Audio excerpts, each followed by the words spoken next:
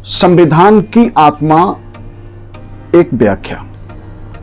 संविधान सभा की ड्राफ्टिंग कमेटी के अध्यक्ष के रूप में डॉक्टर भीमराव अंबेडकर ने आर्टिकल 32 को संविधान की आत्मा बताया। वैसे 32 संविधान की आत्मा नहीं है, यह तो नहीं कहा जा सकता, लेकिन केवल 32 संविधान की आत्मा नहीं है। मैं इसके अलावा दो और आर्टिकल 19 को भी संविधान की आत्मा मानता हूं। उसमें specially right to speech and expression, जिसको हमने डिटेल में पिछले वीडियो में चर्चा किया है और वो अपलोड भी है चैनल पे। इसके अलावा article 21 right to life and personal liberty, जो जीवन की स्वतंत्रता है, जो शारीरिक स्वतंत्रता है, उसका इतना विस्तार हो गया है, इतना विस्तार, उस पे भी एक अलग आर्टिकल पे बात करेंगे, एक अलग वीडियो में बात करेंगे।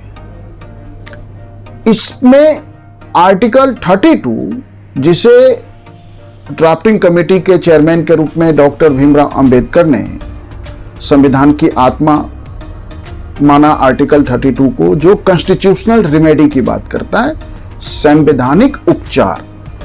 ये बात ठीक है कि यदि कोई बीमार है तो यदि इलाज की व्यवस्था नहीं है, उपचार अवेलेबल नहीं है, तो फिर क्या होगा? बीमार और बीमार होता चला जाएगा।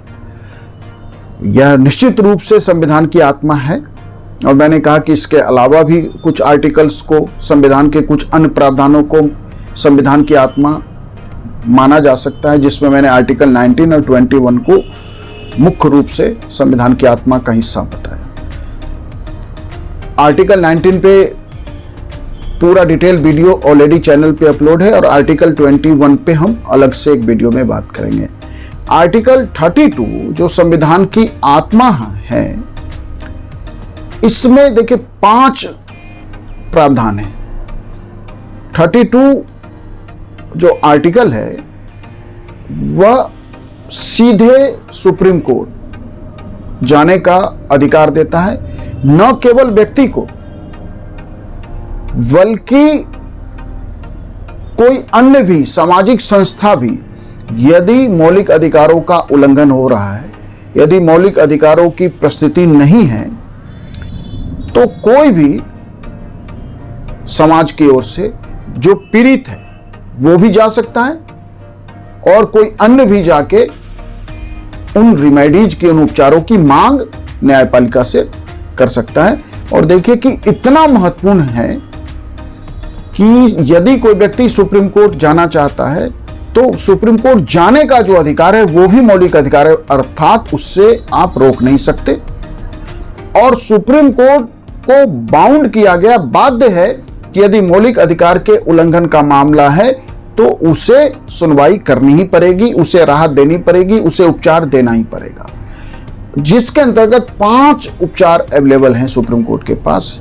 Habeas corpus, mandamus, prohibition, certiorari and quo warranto. जो हैबियस कॉर्पस है, जो शरीर की स्वतंत्रता की बात करता है, यदि मान लीजिए कोई व्यक्ति मिसिंग है या अनलॉफुल तरीके से डिटेन किया गया है पुलिस के द्वारा या किसी अन्य एजेंसीज के द्वारा जिनके पास यह अधिकार है। लॉफुल डिटेंशन, लॉफुल तरीके से किसी को भी अरेस्ट करने का कानून व्यवस्था से संबंधित एजेंसीज को अधिकार है, लेकिन वह डिटेंशन अनलॉफुल नहीं होना चाहिए। और कोई व्यक्ति को किसी दूसरे ने किडनैप कर लिया है, मिसिंग है, ऐसी स्थिति में तो ये जो हैबियस कॉर्पस है यह स्टेट के विरुद्ध भी है और सिटीजन्स के विरुद्ध है। कोई भी यदि किसी व्यक्ति के शरीर की स्वतंत्रता को बाधित करता है, किसी व्यक्ति को शारीरिक स्वतंत्रता से वंचित करता है, हम जानबूझ के या अनलॉफुल तरीके से किसी को बंद रखते हैं, तो वैसे मामले में सीधे सुप्रीम कोर्ट जा सकते हैं। इस संदर्भ में एक कहानी बताते हैं कि यह कितना महत्वपूर्ण है। राजस्थान में एक हेल्थ वर्कर थी, भबरी देवी। उसके कुछ नेताओं के साथ मलखान सिंह थे, महिपाल सिंह मदेरणा, उस समय अशोक गहलोत की सरकार थी राजस्थान में और वो कैबिनेट मिनिस्टर थे महिपाल सिंह मदेरणा, मलखान सिंह भी शायद विधायक थे और कुछ और ब्यूरोक्रेट्स के साथ भबरी देवी के नज़दीकी संबंध बने और उस संबंधों में जो भी तनाव हुआ, भबरी देवी मिसिंग थी। आप सोचिए कि जो मिसिंग है वो एक कॉमन लेडी है और जिसके ऊपर आरोप है वो कैबिनेट मिनिस्टर है, विधायक है, कई ब्यूरोक्रेट्स थे। क्या संभव है कि उनके विरुद्ध आम आदमी अपने शरीर की स्वतंत्रता की रक्षा कर सके या न्याय पा सके? लेकिन हैबियस कॉर्पस कितना इंपॉर्टेंट है कि सुप्रीम कोर्ट ने इंटरवेन किया, जांच हुई, महिपाल सिंह मदेरणा भी इस मामले में अरेस्ट हुए, जेल में गए, मलखान सिंह जेल में गए, कुछ ब्यूरोक्रेट्स जेल में गए। तो एक आम आदमी भी देश के किसी भी पद पे बैठे किसी से भी अपनी रक्षा कर सकता है यदि उसे शारीरिक स्वतंत्रता से वंचित किया जाता है। ऐसे ही मैंडेमस है, जिसमें यदि मान लीजिए आप राशन कार्ड ही बनवाने जा रहे हैं लेकिन एजेंसी बना नहीं रही है, जो रिलेटेड एजेंसीज है, जो जिसका काम है ये करना, चाहे आप पासपोर्ट के लिए जा रहे हैं या अपना किसी भी संवैधानिक अधिकार के लिए आप अप्रोच कर रहे हैं किसी डिपार्टमेंट को और वो काम नहीं कर रहा है, अब क्या आप उसको फोर्स करके तो काम करा नहीं सकते हैं? वो ब्राइब मांग रहा है या काम करने से किसी कारण से मना कर रहा है। तो ऐसे में ये जो मैंडेमस रीट है वो इतना महत्वपूर्ण है कि यदि कोई लॉफुल काम है, कॉन्स्टिट्यूशनल आपका राइट है और कोई भी एजेंसी देश का उसे करने से मना करती है तो किसी को विरुद्ध भी यह रीट जारी हो सकता है, एक्सेप्ट भारत के राष्ट्रपति और गवर्नर, स्टेट के राज्यपाल, इनके विरुद्ध मैंडेमस रीट जारी नहीं हो सकता। इसके अलावा इस देश में किसी भी पद पर बैठा व्यक्ति जो उसकी ड्यूटी है यदि वो पूरा नहीं कर रहा है, काम नहीं कर रहा है, काम मना कर रहा है, तो उसके विरुद्ध मैंडेमस रीट जारी हो सकता है। इसको एक एग्जाम्पल समझ, मान लीजिए कोई नगर निगम है, शहर में साफ सफाई करना नगर निगम का काम है, सैनिटेशन, और शहर गंदगी से भरी पड़ी है। अब नगर निगम को कैसे बाध्य करें?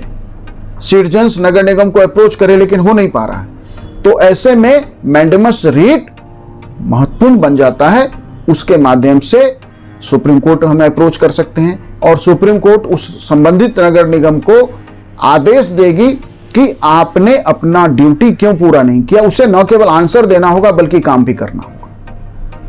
ऐसे ही प्रोहिबिशन, प्रतिषेध, इसके अंतर्गत न्यायपालिका, स्पेशली जो सबऑर्डिनेट जुडिशरी है, जो जिला स्तर तक के न्यायालय हैं, उनकी अधिकार सीमा एक जुरिस्डिक्शन है, उनका काम करने का एक अधिकार क्षेत्र है।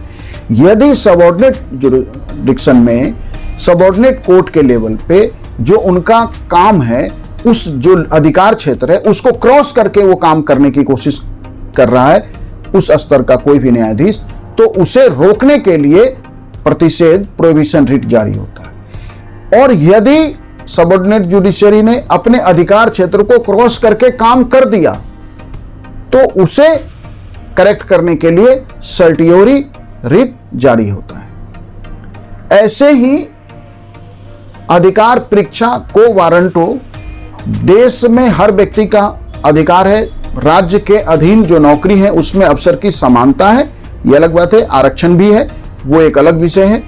तो अफसर की जो समानता, यदि आपको लग रहा है कि गवर्नमेंट के लेवल पे कहीं कोई रिक्रूटमेंट किया गया, कहीं कोई अपॉइंटमेंट हुआ है जहां फेवर हुआ है, डिसफेवर हुआ है, करप्शन हुआ है, तो ऐसे में आम आदमी कैसे सरकार को रोके? आप रोक सकते हैं को वारंटों के माध्यम से।